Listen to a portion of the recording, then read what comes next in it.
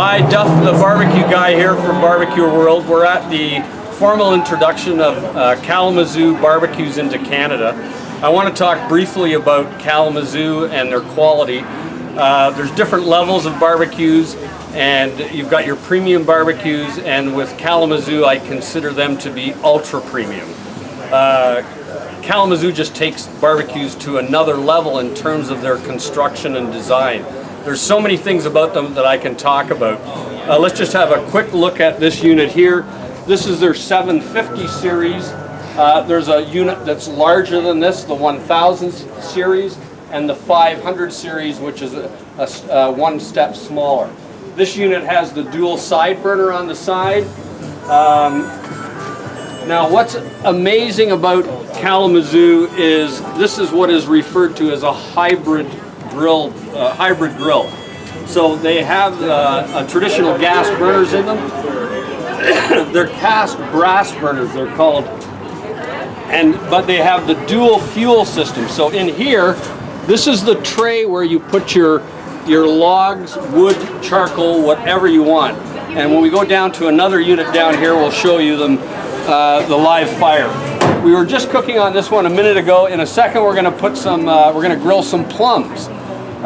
There's been a lot of things going on here today in terms of what they've been cooking. If you just pan down, this next unit, which we'll go over and talk about, is the Gaucho grill. Now the Gaucho grill has a gas burner to light your fuel source, your wood, as you can see down here, and with our, what shall I call this? The wheel, a very technical term, for raising and lower. So it's got a brake on it that I can raise and lower the cooking surface to whatever I need depending on my fire. Again, this particular model has the dual side burners on it. These are, I mean, just the weight of everything, the quality is in a class of its own. Today when I came, I was introduced to Russ. Russ is the chief designer, and I referred to him as a bit of a mad scientist because of the quality of the product. Russ is responsible for designing all of the Kalamazoo products. Real pleasure meeting you today, Russ. Have I missed anything about some of the specific highlights? Well, one of the best things about the Gaucho is you're raising and lowering the grill grate over the wood fire to control the intensity of the heat. What we've done is we've gone the extra mile, and you've got a motorized rotisserie spit in there that you can use as well. It raises and lowers with that grate. So everything you can do on the grill grates as a traditional grill, you can also do as a rotisserie.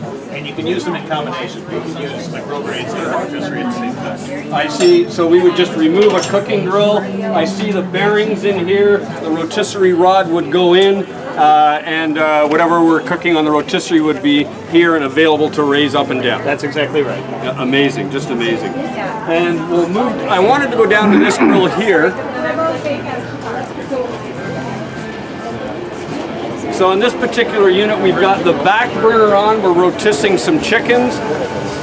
Russ has chosen to put a few logs in the front. You never see logs in a traditional barbecue, so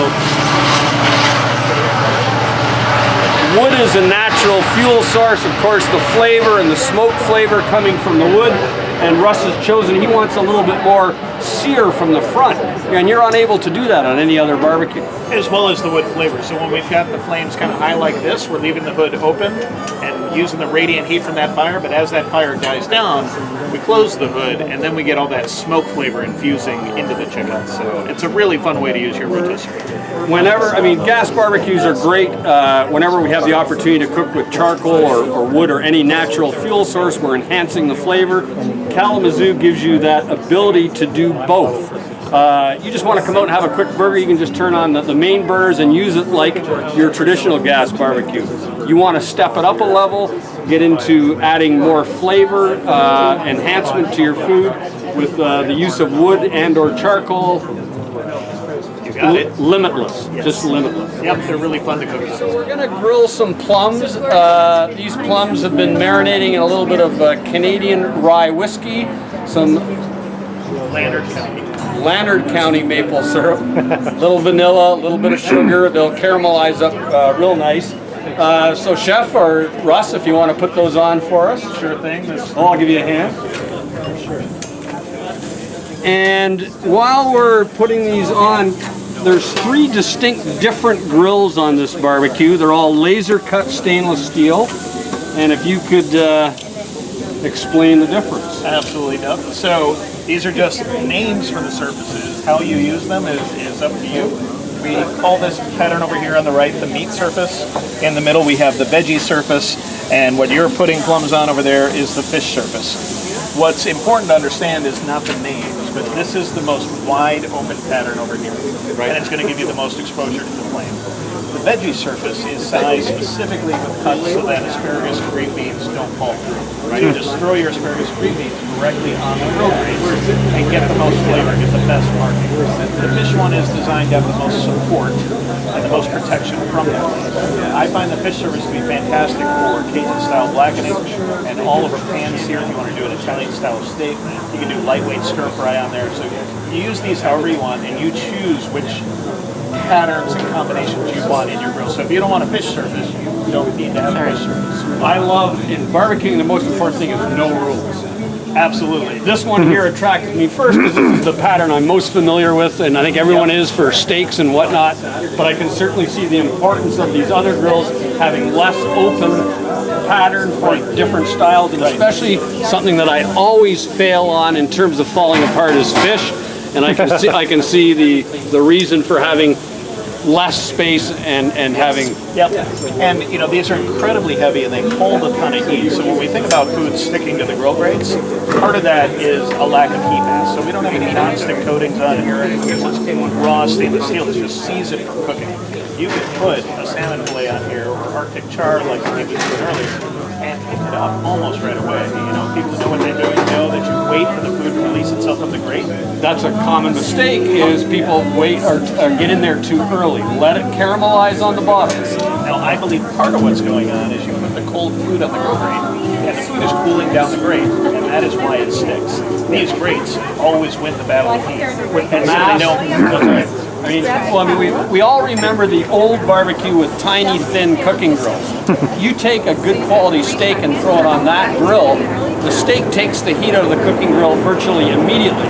With the mass of these cooking grills, we don't lose the heat, so we get the sear and the cooking grills maintain their temperature. Exactly. Amazing, that's great. We can see these are caramelizing up quite nicely. Yep, doesn't take long. Beautiful. Thanks, Russ.